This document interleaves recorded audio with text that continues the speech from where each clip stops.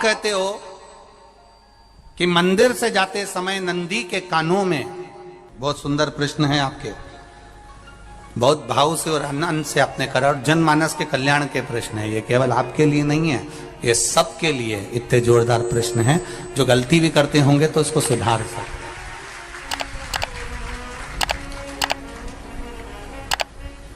आपने कहा कि नंदी के कानों में कहना चाहिए, लोग हंसते हैं, कहते हैं बताओ वो नंदी के कानों में भगवान को कहना चाहिए। वैसे तो हम आपको एक बात बता दें कि दुनिया के लोग किसी दूसरे धर्म की कभी हंसी नहीं उड़ाते। दुनिया के लोगों को दूसरे का धर्म अच्छा लगता है। दुनिया के लोग सबसे ज्यादा हंसी उड़ाते हैं तो हमारे सनातन धर्म की ही उड़ाते हैं, और जी खुद उड़ाते हैं, दूसरा उड़ाने वाला नहीं होता। दूर के ढोल हमें समझ में आते हैं, उसका धर्म हमें समझ में आ गया, उनका क्या है, ऐसा है, आओ कुछ नहीं, उनके धर्म में ऐसा है, कितना आनंद हमें दूसरे के धर्म में लग रहा है, और हमारा सनातन धर्म हमको बुरा लगता है। हमारे सनातन धर्म हमें बुरा लगने लगा। अरे भाई, लोग कहते हैं कि नंदी के कान में कहते हो, ये कोई हमारे पुराणों में या शास्त्रों में लिखा है? भगवती बहन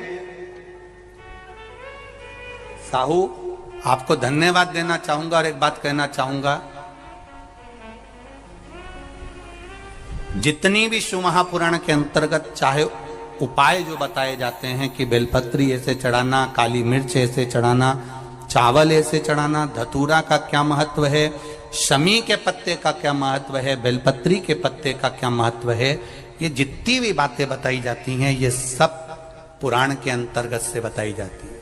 अब दुनिया के लोग इसको चाहे टोटका कह दें, चाहे दुनिया के लोग इसे टोना कह दें, पर पुराण से हटकर कुछ नहीं। और आप लोगों को अगर बोला है कि नंदी के कान में कहकर भगवान शंकर के मन में बात पहुंचे, तो ये क्यों कहा, तो ये भी हमारी शिव महापुराण में लिखा है, जलंधर के चरित्र में। कोई आपसे कहे कि नंदी के कान में बोलने से क्या होता है, ये जलंधर का चरित्र कह रहा है। मां पार्वती जी का हस्त कमल पकड़कर जलंधर लेकर जाने लगा।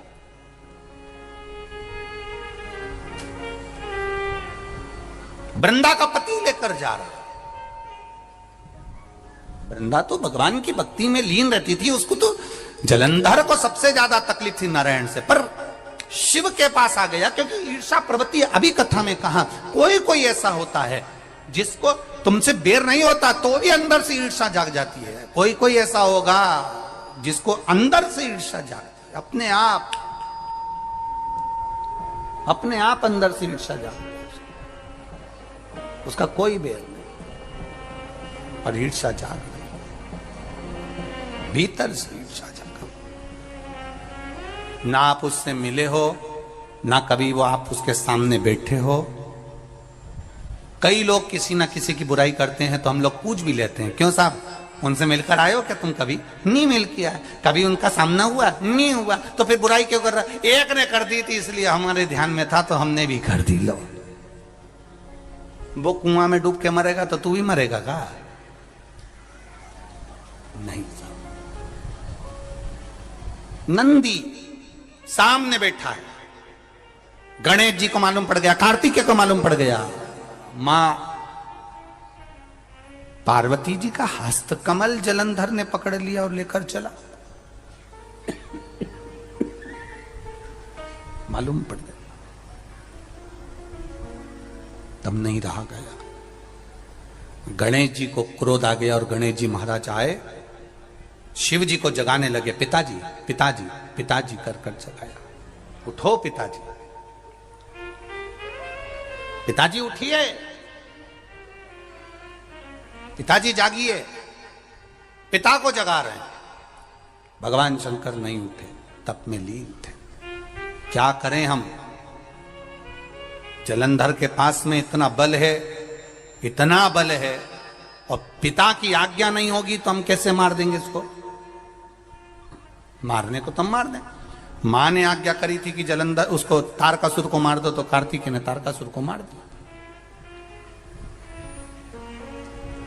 शिव जी की आज्ञा नहीं तो हम इसको कैसे मारें? क्या करें? सब कुछ गणेश जी ने देख लिया, शंकर जी के ऊपर बहुत बहुत बहुत बहुत प्रार्थना कर कर देख ली, पर शंकर जी नहीं जागे। तब आखिरी में विनायक ने, गणेश ने, जितने लोग आस्था चैनल पर कथा सुन रहे हैं, जितने लोग फेसबुक यूट्यूब पर कथा सुन रहे हैं, इस बात को याद रखना कि नंदी के कान में कहने से क्या होता है वो ये इस कथा से सीख लेना। आखिरी में गणेश जी को लगा किसको कहूं, शंकर जी भी तप में है, नंदी भी तप में है, मैं किसको कहूं? शिव जी को कह के कर थक गया, पिताजी को बोल बोल कर थक गया, पिताजी जागते नहीं। अब मैं किसको कहूं ये बात, किससे कहूं?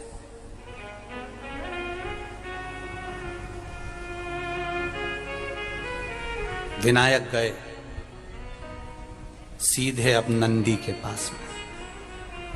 नंदी भी तप में लीन थे, शंकर जी की ओर मुख था, शंकर जी की ओर मुख था। गए और जाकर तुरंत विनायक ने नंदी के कानों में जाकर कहा, नंदीश्वर, मैया का हाथ पकड़कर जलंधर लेकर जा रहा है, पिताजी तप में लीन है, कृपा करिए ना। बस केवल नंदी के कान में कहा, गणेश जी दूर हट गए। नंदी के कान में कहा, शंकर जी के नेत्र खुल गए, शिव जी के नेत्र खुले। ध्यान देना जरा, इस शिव महापुराण की, आशुतोष शिव महापुराण की कथा, जो कथा यहां कही जा रही है, यह कथा पहले के चरित्रों में सुनने को नहीं मिली होगी। जरा ध्यान देना इस संवाद पर, जितने लोग आस्था चैनल पर, जितने फेसबुक यूट्यूब पर सुन रहे हैं। सनातन धर्म की हंसी उड़ाने वाले कह देते हैं नंदी के कान में कहने से क्या होता है, नंदी के सामने जाकर बोलने से क्या होता है, नंदी के पास बैठकर बोलने से क्या होता है, नंदी के पास बैठकर शंकर जी का मात्र दीदार करने से क्या होता है, दर्शन करने से क्या होता है। वो अच्छे से समझ लेना, जो लोग सनातन धर्म पर उंगलियां उठाते हैं, वो अच्छे से समझ लें इस बात को।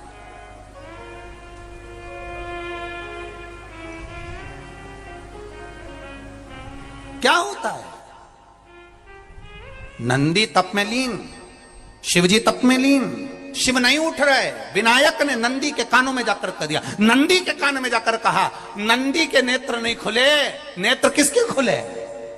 जम के बोलो, महादेव के खुले, शिव जी के खुले। ये मन का तार। नंदी शंकर की आराधना कर रहे थे, शिव अपनी भक्ति में डूबे थे। यहां कहा, यहां पहुंचा, जो दिल में था उस तक बात पहुंच गई। नंदी के दिल में शिव थे, तुम कहे, नंदी ने शंकर तक बात पहुंचा दी। वो सूत्र जो बंधा था दिल से दिल तक का, वो पहुंच गया। वो सूत्र जो दिल से दिल तक बंधा हुआ था, मन से बंधा हुआ था, खबर वहां तक पहुंच गई, खबर पहुंच गई।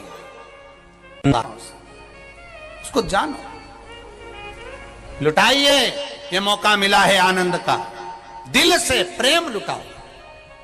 नंदी से कहा, नंदी ने देवादिदेव महादेव से नहीं कहा, केवल नंदी आंख बंद कर कर बैठे थे। कहते से ही भगवान गणेश के शब्द शिव जी तक पहुंच गए, शिव जी के नेत्र खुल गए और उन्होंने जलंधर के पास पहुंचकर पार्वती जी का हस्त कमल छुड़वाया। जरा विचार करिएगा, आप नंदी से कहते हो मेरे महादेव तक बात पहुंच जाती है, आपको केवल नंदी से प्रेम से कहना है, नंदीश्वर मेरे बाबा, ए मेरे बाबा, आप रोज शिव जी को लेकर भ्रमण पर निकलते हो, मुझे बहुत दुख है, आप मेरे दुख को मिटाने के लिए मेरे दरवाजे पर क्यों नहीं आते? नंदीश्वर से कहा, शिव जी तक बात पहुंच जाएगी, शंकर के नेत्र आपके लिए खुल जाएंगे और महादेव आपके यहां खड़ा मिलेगा, मेरा महादेव आपके पास में खड़ा मिलेगा। आशुतोष शिव महापुराण की कथा कहती है, लोग कहते हैं नंदी को कहने से क्या होता है, ये शिव तत्व की कथा आशुतोष शिव महापुराण कह रही है। कहा वहां तक पहुंचा, दिल से दिल का कंठ। जो भगवान नंदी के कानों में कुछ कहकर आते हैं, बोले हो कभी? सीधे बोल देते हो क्या जाकर? नंदी के कानों में कहने का भी एक तरीका है। आप लोगों को मालूम होगा वो तरीका? नहीं मालूम? ये बेलपत्री की जो डंडी रहती है ना, बीच का जो भाग है, ध्यान दिए ना जरा सा, ये बीच की जो डंडी है, फिर से देखिए, बेलपत्री के 2 पत्ते और उसके पास में जो बीच की जो डंडी का भाग है, दिख रहा है आप लोगों को? ये 2 डंडी, ये बीच की 2 पत्ती और उसके बीच में जो 2 डंडी का भाग होता है। जब हम देवाधिदेव महादेव से कोई बात कहने वाले होते हैं ना कि बाबा बहुत दुखी हूं, बाबा बहुत तकलीफ चल रही है, बाबा मैंने एक कंपटीशन एग्जाम में परीक्षा दी है, बाबा मेरे जीवन में ये तकलीफ हो रही है, बाबा, तब इस बेलपत्री की जो ये डंडी होती है, इस उंगली से, इस अंगुष्ठ से इस डंडी को पकड़ा जाता है और बाबा के कर्ण में कहने से पहले ये हाथ को नंदी के ऊपर रखकर फिर हम बाबा के नंदी के कानों में कहते हैं और चलते समय इस बेलपत्र को अशोक सुंदरी की जगह पर चढ़ाकर वापिस सजाते हैं। देव अधिदेव महादेव को पार्वती की बात मानना ही पड़ती है और वो कहना ही पड़ता है। ये बेलपत्र की महत्व है। ये जितना फल एक बेलपत्र की पत्ती में, उतना की उतना फल। हम आपसे फिर कहेंगे, कभी मौका मिल जाए जिंदगी में, कभी तुम्हारे जीवन में अगर मौका मिले और कहीं बेलपत्री का वृक्ष मिल जाए जिसकी छांव तुम्हारे ऊपर पड़ रही हो, तुम्हारे ऊपर अगर बेलपत्री की छांव पड़ रही हो, उसके नीचे बैठकर कभी मौका मिले, एक बेलपत्री का पत्ता मात्र रखकर आप शिव जी का नाम लेकर जल भी अगर समर्पित कर रहे हो ना, तो वो 12 ज्योतिर्लिंग को जल चढ़ाने के बराबर फल प्रदान कर। एक बेलपत्री का पत्ता, एक बेलपत्री का वृक्ष, एक बेलपत्री के वृक्ष की छांव हमारे जीवन को कृतार्थ कर देती है, धन्य कर देती है, कृतार्थ। कभी भी शंकर के मंदिर में जाओ, शिव जी का पूजन कर कर जब वापिस आओ, तो शंकर भगवान के मंदिर में जो बाहर नंदी बैठता है, उसके कानों में ओम नमः शिवाय बोलकर अपने मन की कामना उसके कानों में बोलकर आप आ जाइए, आपकी कामना 3 महीने में पूरी हो जाती है। नंदी के ईश्वर भगवान का स्मरण करिए। अगर 7 बेलपत्र आप शंकर को समर्पित करते हो तो 1 बेलपत्र नंदी भगवान पर भी जबरदस्त अवश्य समर्पित करो। नंदीश्वर भगवान शिव को समर्पित, 1 बेलपत्र नंदी के ईश्वर की ओर चढ़े। और बहुत ध्यान दीजिए महाराज, अगर कोई काम अटक रहा है, नहीं हो रहा, बहुत प्रयास करा, तो भगवान शंकर के मंदिर में 5 बेलपत्र चढ़ाइए। और शंकर भगवान की जो छोटी लड़की है अशोक सुंदरी, आपको बताया था ना अशोक सुंदरी का स्थान, भगवान शंकर की 6 लड़कियां हैं, उसमें से सबसे छोटी लड़की अशोक सुंदरी की जगह पर 1 बेलपत्र चढ़ाइए।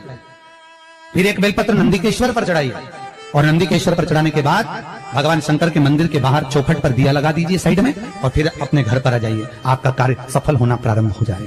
नंदीकेश्वर भगवान नंदीकेश्वर का स्मरण कर लेने पर जीव आनंद सुख की अनुभूति करता है, आनंद सुख को पाता। भगवान नंदीकेश्वर का पूरी दुनिया में केवल एक केदारनाथ ही एक ऐसा है जहां पर ओम कुंड विराजमान है। कौन सा कुंड है वहां पर? ओम कुंड।